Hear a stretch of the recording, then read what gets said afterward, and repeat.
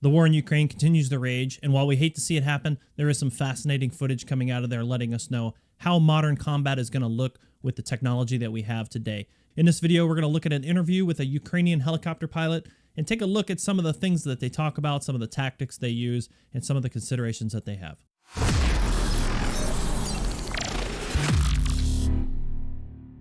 All right, guys, welcome to the channel, and I want to go through this interview. I found it on Scripps News. I'll put a link down in the description notes below. You can take a look at it. I highly encourage you to do it. It's about 5-6 minutes long.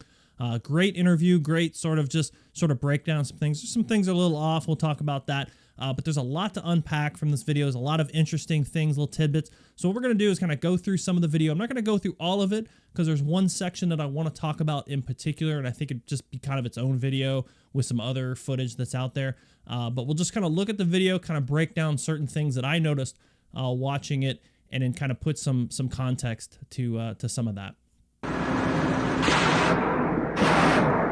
Fire your rockets, then escape sideways. Hit and run GoPro footage provided to Scripps News by a Ukrainian Army helicopter pilot, Vadim, shows the daring maneuver he perfected over more than a year of combat missions. Are you going into places where they could shoot you down? Constantly. We don't have any tasks in which we don't get into enemy range. If you prepare well, study the landscape, the terrain, you can approach and they won't even see us. All right, so that's one of the things I want to break down in a separate video. Kind of starts right off with it, talking about these helicopters firing rockets up into the air and that. We've seen a lot of that footage coming out of Ukraine. There's some more in this interview that kind of breaks that down, and it's really great, and that's why I say I want to make it its own video. But I want to take a look at this. First of all, we're seeing this uniform that he's wearing. That is patently a U.S. uniform. The U.S. has been working with Ukraine for many years, doing defense initiatives and, you know, selling them equipment, training them with equipment, things like that. So it's interesting to see them wearing that actual same uniform that I wore. But what's also interesting in the background, if you see that they've actually blurred out the entirety of the skyline. I mean, those are just trees and stuff. Those aren't like buildings or anything specific. But that's where we've gotten to with the level of technology that we have with the geolocation, and just somebody takes a picture, puts it on Instagram, it's got a location on it. If somebody took a picture that had that same skyline, they could figure that out. And we're seeing that happen a lot in Ukraine, where people are using, you know, whatever they have, their Apple Watches and things like that, and it's giving away locations, using, you know, like Tinder type things to entice soldiers, as one does, and finding locations that way. And it reminds me of a few years ago before my last deployment, where we were even told that we couldn't take, you know, like workout watches and things like that, things that would have a GPS, because it was actually showing up and giving away locations. You would see where guys were running around in Syria on U.S. bases. So it's very interesting that we see this throughout this video. This information in the background is blurred out, because that's where we're getting at with the sort of electronic warfare and analysis of open source intelligence. Vadim is just 23 years old.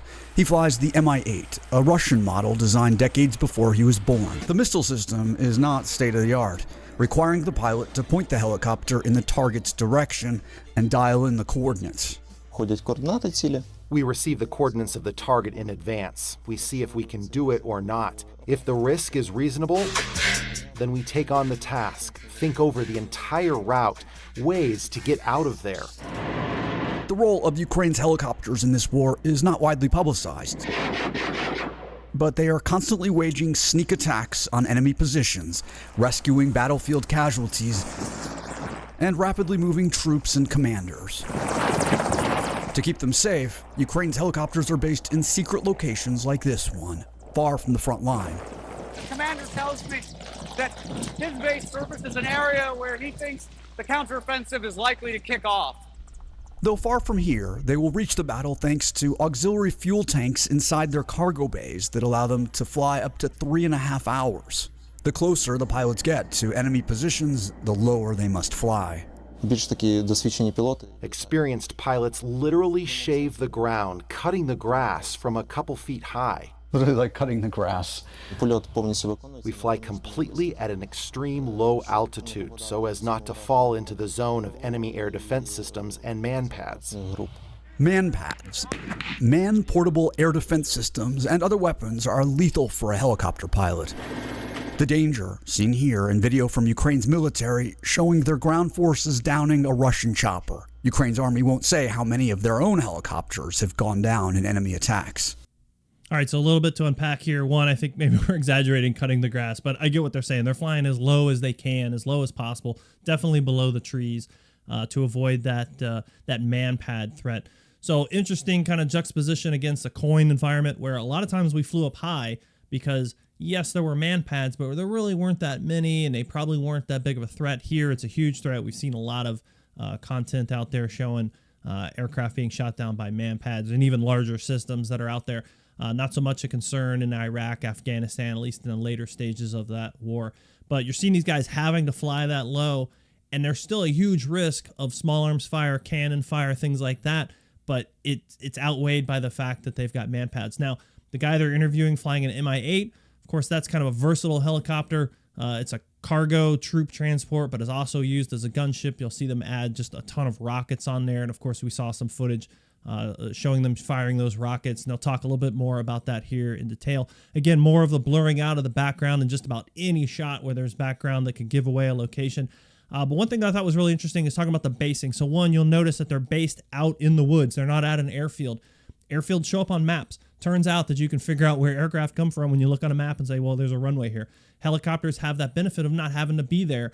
It's one thing that we definitely trained with in the U.S. Army was staging our helicopters out into the woods, out in the fields, and being able to operate completely away from source, structures and buildings, just kind of building up your own capability out in the wild. Additionally, the consideration of distance. So you see they've added those external or those internal fuel cells to be able to give them extended range. So they're flying for hours just to get to the front. And we're going to see more and more of that with helicopters and really just in general as we see this sort of extended range of artillery, long-range precision fires. You'll hear that term quite a bit. Whereas instead of firing just tons of ammo downrange and hoping you hit the right area, now with GPS, with laser guidance, with satellites, with all kinds of gee-whiz stuff, the ability to fire 1 or 2 rounds at a certain area and hit that. So hiding these helicopters even out in the woods is very important because once that location is found, it can probably be engaged. So being able to be further back and have that fuel and that distance is going to increase their survivability greatly.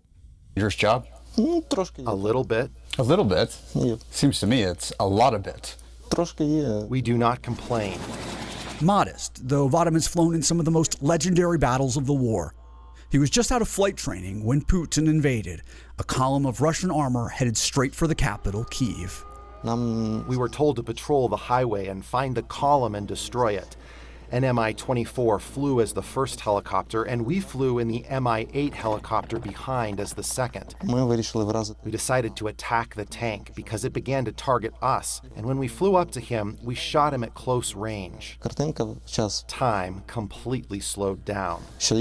I imagined the tank firing, a shell flying into the helicopter, how it exploded. Such stupid thoughts came in my head, but we shot him, and we destroyed the column. So right out of flight training, your country's being invaded, going out into a 2-ship or whatever size formation and going out and looking for an armored column of tanks heading into your country. I can't even imagine. Interesting. We see this a lot with the Russians with their equipment, and then therefore by proxy, other nations that have their equipment and learn from them. Teaming up of Hinds and Hips together. So the Hind is going out and kind of doing the armed reconnaissance. The Hip is just back there basically as just moral support and with a ton of rockets, right? So they find a target. He's able to dump just a bunch of munitions onto that point. So engaging, getting in close with a tank. A lot of people may say, well, you can't really kill a tank with those types of rockets. You can certainly do some damage. You can degrade it. You can, knock off the tracks. In war, it's not always about killing the other guy or destroying the other piece of equipment. Sometimes it's just about degrading. It's about slowing them down. It's doing anything to sort of derail their plans. And so it's probably a lot of what was going on there as well. He would go on to help in the recapture of Snake Island in the Black Sea. It had been captured by the Russians on the first day of the war to use as a staging ground for an assault on the key city of Odessa. The most frightening thing for me was the flight to Snake Island, the flight itself over the water. This rare video, shared by Vadim, shows the mission. We were flying at a height of around 3 feet, and there was a feeling that water was pouring into the cabin. That was scary. After 4 months of such daring and constant strikes, the Russians withdrew from Snake Island. If flying that low over the water, I'm not sure if they were really doing it in day. I mean, they said it was footage. I don't know if there's also some night footage, but flying over the water that low can be very disorienting, depending, especially for that period of time. But again, you could see more of that just throwing just rockets. And you're really looking at this sort of weapon system as aerial artillery. You're not trying to hit a particular point or target with the rockets. You're just trying to saturate an area with a lot of high explosives. And so essentially, if you think about each one of those rockets being roughly a 105 millimeter artillery round going off, that's what they're doing. They're just dumping a ton of that munitions onto the target. And again, we'll talk about that in another video. Our crew voluntarily decided to fly to Azovstal. The Azovstal steel plant in Mariupol. Ukrainian fighters and civilians trapped, bombed, and shelled relentlessly, refusing to surrender.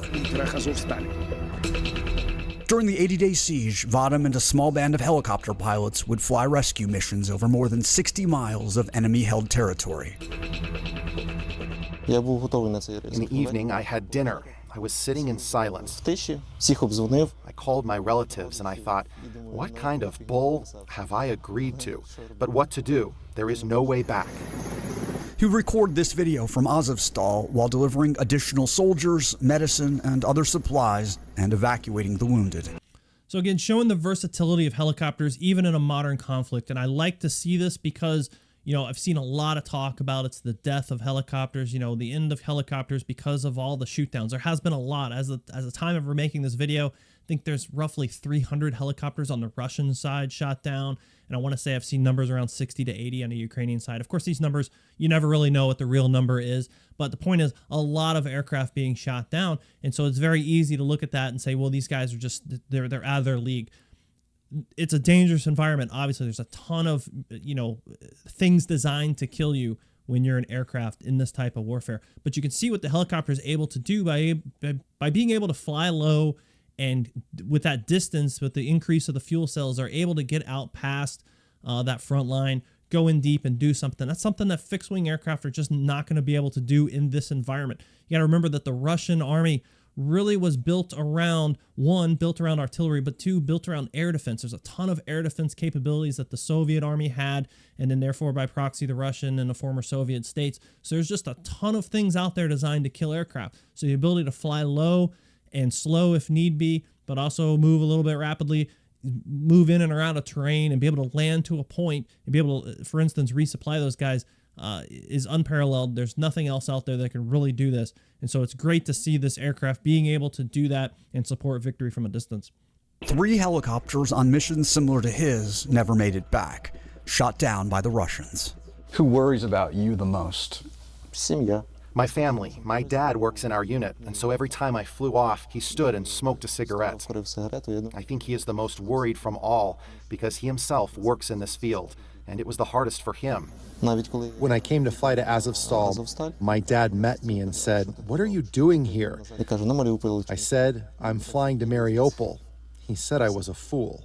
And what was your answer? None. I just turned around and went away. He didn't stop me because he understood that someone needs to do these missions. Have you lost comrades during this war? Yes. Typically, as seen in this video, a comrade recorded of Vadim during training. Ukraine's helicopters fly in pairs. On one mission, he says, he flew back to base alone. His comrades in the second chopper shot down. In that circumstance, was it really difficult the next time you got into your helicopter? Absolutely not. It was in the first month of the war. And then there were no thoughts. There was only work, the destruction of the enemy, and our survival. The ultimate test of survival may be just over the horizon, the do-or-die counteroffensive. I am confident in our command at the General Staff. We have a goal to fight for. We are on our land, and we have no other way out. Jason Bellini, Scripps News, at a helicopter base in central Ukraine. All right, so flying out in pairs, very common in the attack community, at least where I grew up. You could certainly go out with larger formations, but it's a little bit harder to control because you got to think that these aircraft want to stay generally dynamic. They want to be maneuvering. Now, there are times where you're going to come to a hover into what we call a battle position. You're going to, orient on a target and shoot munitions.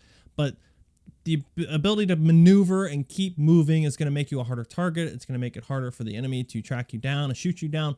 So when you fly in greater groups of 2, it makes that very difficult to have that sort of freedom of maneuver, because if I've only got to worry about one guy that's behind me, he's following me, generally speaking. And if I'm the number 2 guy, I just got to follow the dude in front. When you got that number 3, the number 4, things get very complicated. So going out in pairs is pretty much a standard. Of course, the benefit of having a wingman with you is if you do get shot down and you survive, someone can actually come in and pick you up, particularly if you're flying Hinds or Hips, because you've got a lot of cargo space.